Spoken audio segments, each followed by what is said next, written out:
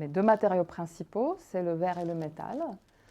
Et je fais des petites architectures que j'appelle des scénettes, qui englobent des petites scènes de vie que j'ai imaginées.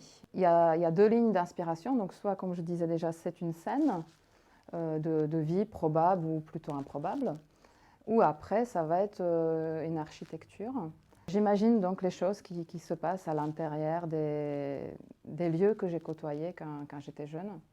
Mon inspiration vient plutôt de l'art singulier, art brut à l'origine, et également le street art, le pop art, pour ce qui est des peintures sous verre qui sont très colorées, très lumineuses. Là, c'est plutôt de la peinture fixée sous verre. C'est une technique ancienne, mais qui est peu utilisée dans la peinture contemporaine, et qui consiste à travailler sur le verre lui-même.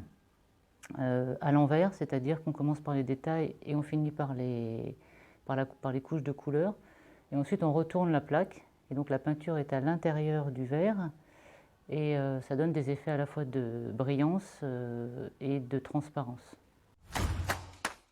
Pour l'exposition Grand Angle, on a fait un travail commun. Étant donné que nos matériaux sont les mêmes, le verre, j'ai travaillé quelques peintures que Martina a pu inclure dans ses scénettes.